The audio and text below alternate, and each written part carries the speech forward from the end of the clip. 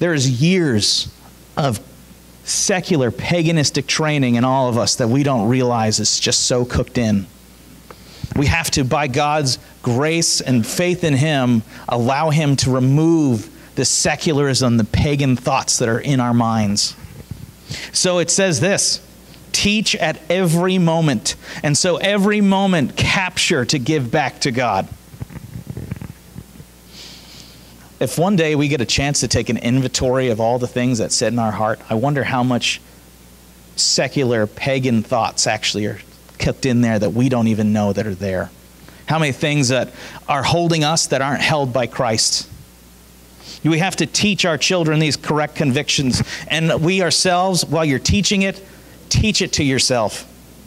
We're looking at a program for classical Christian education for our children. And one of the phrases they say that stuck out to me was, this is about redeeming 2 generations. It redeems your children, but it also brings you back as well. Because there's so much stuff that we have put in here that we don't realize that's snuck in. We are to be redeemed in our thinking and love God deeply in our thinking.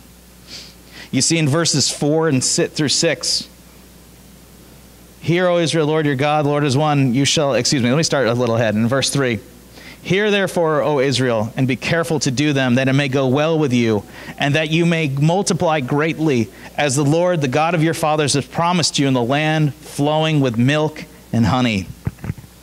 As you keep these blessings and these thoughts of captive to Christ, if the word is to be believed, you will be blessed.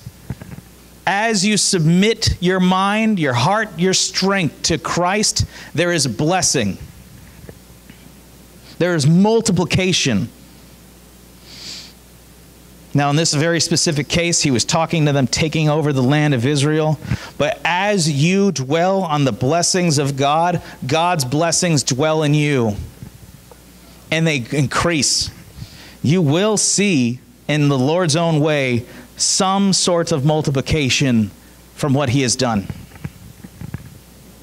I was looking this week. They said for the first time in American history, the population growth of the United States is now negative. The country, people-wise, is shrinking.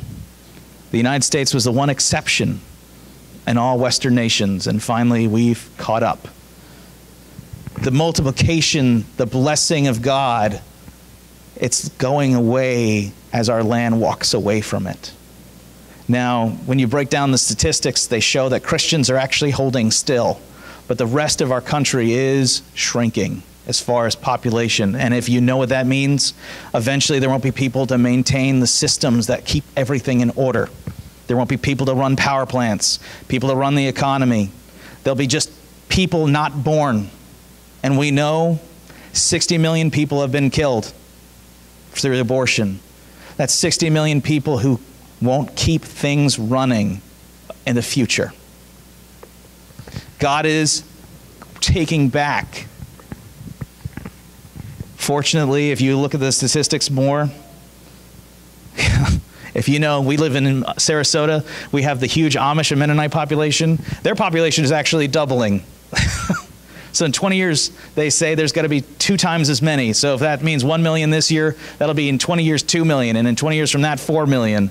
And so God is blessing those that keep His word. But you can see very starkly that as you keep it, you are blessed. But if you run from it, you don't. Just looking on, continuing.